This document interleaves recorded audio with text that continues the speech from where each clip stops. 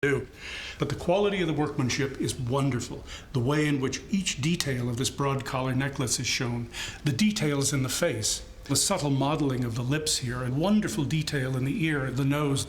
These are time-consuming operations, even if you're a highly experienced craftsman.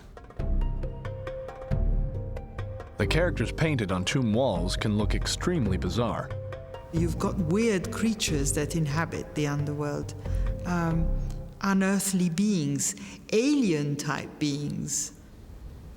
You've got personified snakes.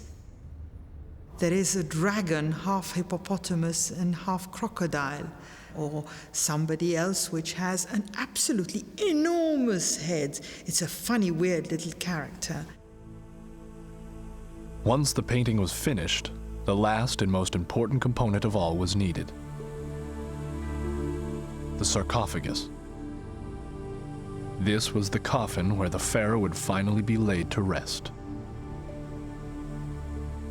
Carved from a solid block of granite or quartzite, a royal sarcophagus could weigh up to 10 tons. With the sarcophagus in place, the tomb was complete.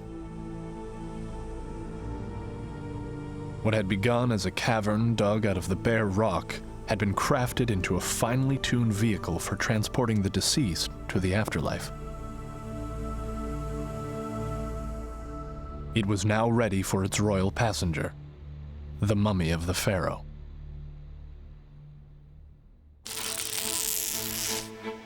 The body of the dead pharaoh, Seti I, is almost ready for his journey to the afterlife. After his body has been disemboweled and dehydrated, all that remains is for him to be wrapped in the finest linen. The wrapping goes on for days and days on end. And in the mummy wrappings, they insert, in very specific places, a number of amulets. To the Egyptians, amulets had magical powers. The Ankh was one of the most important of these. It would guarantee Seti eternal life. More than 150 amulets would originally have been placed among his bandages. You will have a set of little steps so that he can climb up to heaven. You will have a tiny little headrest so that the head of the king will always be upright. Amazingly, more than 3,000 years after his death, Seti's mummified body is still with us. It was discovered at the end of the 19th century and remains on view today in the Egyptian Museum in Cairo. You look at the mummy and you say, in a sense, he's cheated death. I mean, the embalmers did it. They wanted to give him immortality, and they did. This is top-of-the-line mummification. I mean, this is really the embalmer's art at its best.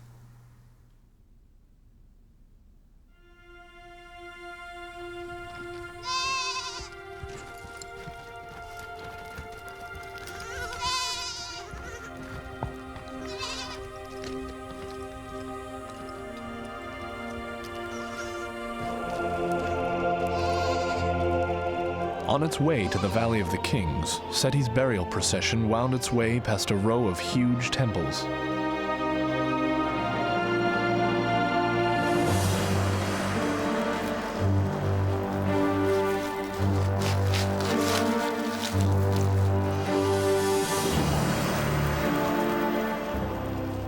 The procession for the funeral of the king must have been an absolutely incredible event.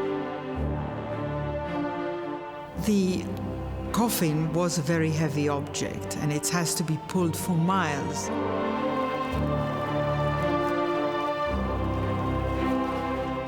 They would have carried coffers of precious woods, golden statues, ritual objects that accompany the king to his final destination.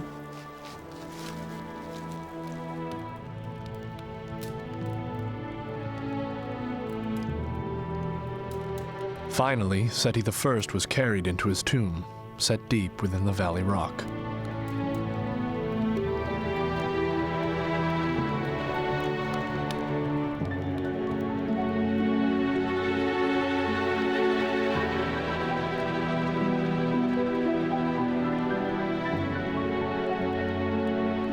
The objects buried with the dead pharaoh could help him in the afterlife. and Seti I had been very well provided for. When you think about what you're going to put in your tomb, view it as you're going on a trip to a place you've never been before, and you're not sure what to take, so you pack everything. He needs all the things which made him comfortable in this life, so that when he's reborn, he has his clothes, his cosmetics, his jewelry, everything else he needs for a comfortable existence. Every aspect of the afterlife was catered for. The pharaoh may have been dead, but he would still have a healthy appetite in the next world. You would always have bread and beer. You would also have wine, being a king. And if you were a teetotaler, you would have tamarind juice and other lovely juices to keep you refreshed. The menu is fantastic. The pharaoh even had an army of servants on hand, known as Shapti. The idea was that the next world was going to be like this one, so you might have to do work. But who wants to work? So you would have these little magical servant statues that would come to life and serve you and do your work for you. Every Shapti is inscribed with a spell. If you call me, here I am, I will answer. So you may end up by having 400, 450 Shaptis in your tomb, all neatly packed in a Shapti box, and every single one of them is going to look after you.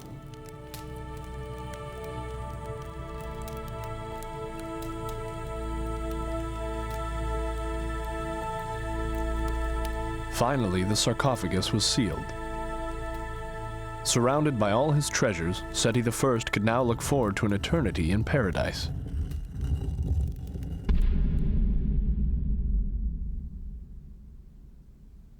But when his mummy was discovered 3,000 years later, there was no sign of his treasure. Recent X-rays reveal all that remains of his vast wealth is a single golden amulet still wrapped in his bandages.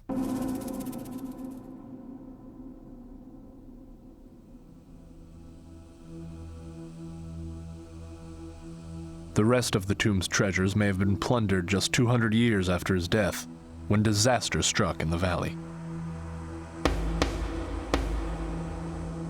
Some of its inhabitants were about to get a rude awakening. It was 1090 BC, remembered by those who survived as the year of the hyenas. Famine has gripped the very heart of the empire at Thebes. The year of the hyenas is remembered as a terrible year because there was so much disruption in Egypt. The economy had faltered, there were incursions of enemies from the desert, and the crown did not seem to be able to keep the country together. As the economy collapsed, crime rates soared. In the Valley of the Kings, professional tomb robbers appeared, pitting their wits against the necropolis guards. Once they'd skirted around the guard posts, robbers could then sneak down into the valley itself. Often amongst the gang was a man with insider knowledge of the valley, one of the villagers from Deir el-Medina.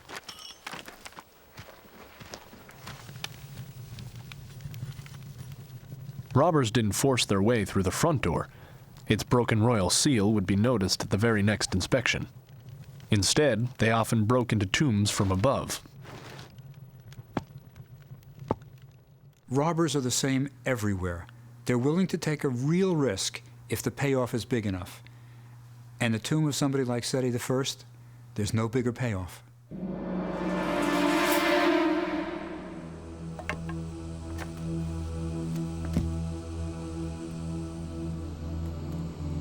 By breaking into a tomb, the robbers were gate-crashing the afterlife. This was a daunting prospect. You don't know where you are. It's pitch black. And you're scared. You're terrified. You are in the presence of a dead king. You have in the tomb not only a decomposing or decomposed body, but all the food that has rotted away. You may have animals that have burrowed in there and that have died. So there's a stench of death. Deeper into the tomb, the intruders would face the guardians of the burial chamber.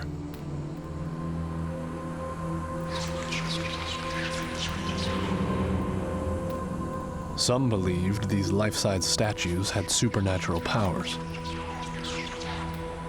They could put a curse on anyone trespassing in their master's tomb.